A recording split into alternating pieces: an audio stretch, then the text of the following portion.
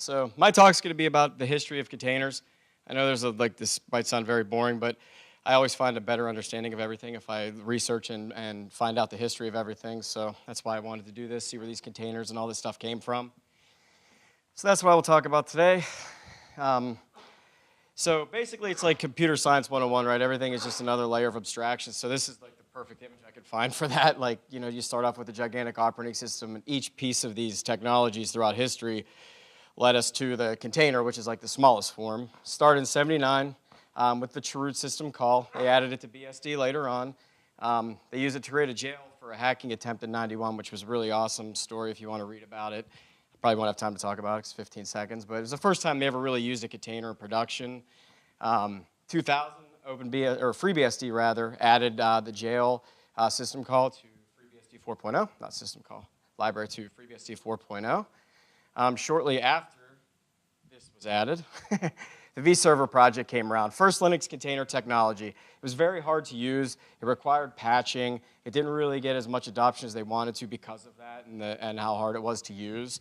So it doesn't even have like all that much history outside of that. 2002, namespaces came around. The ability to have different namespaces for process IDs. They merged into kernel 2.4.19.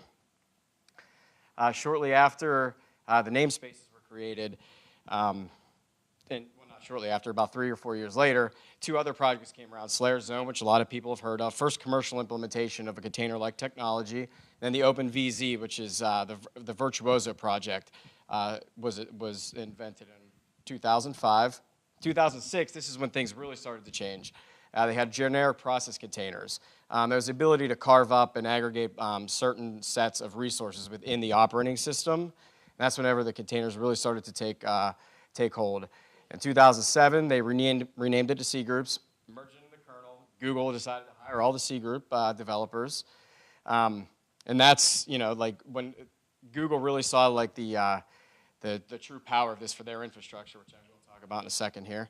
2008, January, Linux kernel 2.6.2.4, they merged everything in, and then the LXC container, or the LXC project started. That's the first time they ever used the word container to describe all the technologies together. Right after that, Mesos came around. First cluster manager really used, and it used C groups. I'm not sure if it used namespaces. I couldn't find anything on that, and they actually called it Nexus back then, but then they renamed it shortly after to Mesos. 2013 was the biggest year for this. Kernel 3.8 merged all of it in. 1 month later, Docker had their first release. A few months later, Google released Let Me Contain That For You. That project ended a few years later because they started to use like all of the technologies that Docker was developing. 2014 is when the bomb dropped. That's whenever Google said, hey, all you people that say that, who can use containers in production? Well, we do. And we ship over 2 billion of these containers per week. That was pretty big. That was a very impact to the community because a lot of people were like, wow, we can actually do this in production. Google can. They ship over 1 billion containers a week. And just hearing this, the adoption just started to get more and more and more and more throughout the years. I love this picture from Back to the Future. 2014, CoreOS had their own implementation of containers. It was called Rocket. It's just an alternative container runtime to Docker. Still uses some of the same APIs under the hood, just a different implementation. In 2015, Google released their board paper. They like to do that, and then a whole bunch of people start writing software based off the papers that they write. Shortly after that, they released Kubernetes 1.0, the ability to use their container technology they've been developing for years internally out in the wild.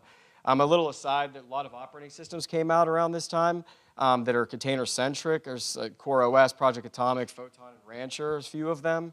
It's just they're operating systems that are just geared towards specifically running containers. 2015, the Open Container Initiative started. Back in this, all the container technologies came around, they wanted to implement this and make sure that it didn't have the same branching that Zen and KVM did. So they wanted to make sure that there's one code base, one set of technologies. This is just a good XKCD. I love it too. I know somebody said that earlier. It's just another form of abstraction. Pass the salt. This guy's going to figure out a way that he can just do it one time, make it a lot faster to pass the salt.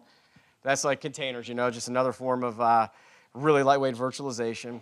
This is the future. Containers running containers, running containers, running containers. But yeah, hope that wasn't too boring, but that's it.